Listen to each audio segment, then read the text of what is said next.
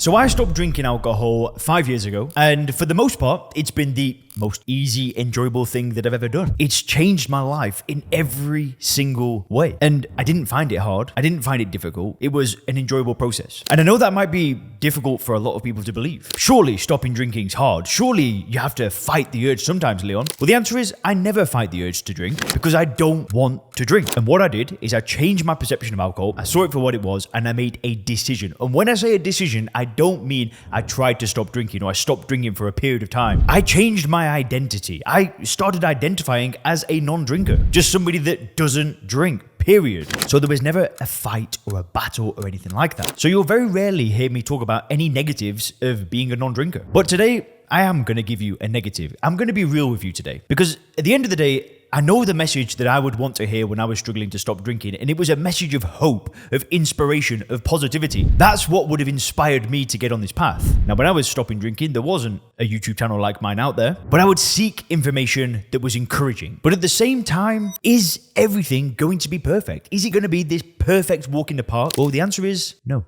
Today, I'm going to tell you the hardest thing about not drinking alcohol for 5 years, but it's going to have nothing to do with cravings or resisting alcohol because personally, I don't find that an issue. And if you want more details on how I actually did that, you can go to soberclear.com and you can learn about the process that I've developed and how we've helped over 300 business owners and professionals already stop drinking alcohol. So you can go to soberclear.com to learn more about that process. But for now, I actually want to give you the hardest thing ever. So here's the thing. When you stop drinking alcohol, there can be this period where you feel so great. If you've drank for the best part of 5 years, 10 years, whatever, maybe longer, maybe you've drank 20 years, it's pretty likely that by the time you say that enough is enough and you're ready to stop drinking alcohol, you're probably gonna feel pretty crap. You're gonna feel maybe a little bit overweight, a little bit lethargic. You're not gonna have that mental clarity. Maybe your relationships aren't going great. You're probably gonna be in a place where you're not feeling 100%. So what do you think happens when you remove alcohol? Well, of course, you're going to feel on cloud 9. The energy comes back, the clarity comes back,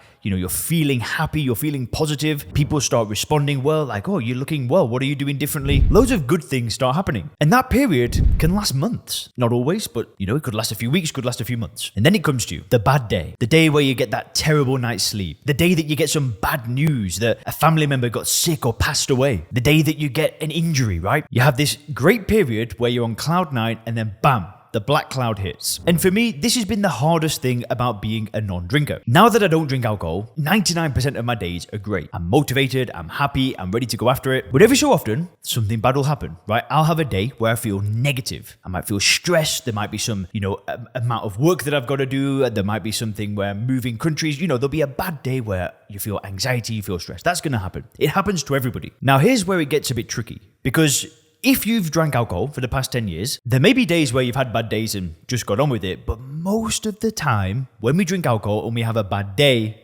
what's our instinct? Is it to sit there and just feel bad? Or is it to get rid of that emotion through a drink? Is it to escape that emotion? And when you've got a track record of doing this, having a bad day and not feeling 100% can feel very, very uncomfortable. And sitting with it and getting through the day and getting a good night's sleep and waking up and being fresh the next day, well, going through that can feel very alien. And at first, during the first year of not drinking alcohol, I'd have days where I felt anxious. I'd have days where I felt stressed. And at first, I didn't know what to do with it. I just felt this emotion and I'm like, I don't want to feel this. I'm not used to this. And what helped me is when I feel a certain emotion, is to accept it. What we can do when we drink alcohol is we can feel an emotion and we don't accept it. We must get rid of it. This isn't right. I shouldn't feel like this. Drink, gone. But the thing is that when you do that and you run away from these emotions, they come back. And then guess what happens again? We go through that cycle again of drinking another drink just to get rid of the bad feeling. So what can be a helpful mindset for you moving forward is just accept that bad days will come. Just accept that some days you won't feel like working. You might not be happy. You might not be nice to be around. You might just feel grumpy. You might just not want to talk to anybody. And listen, it's okay.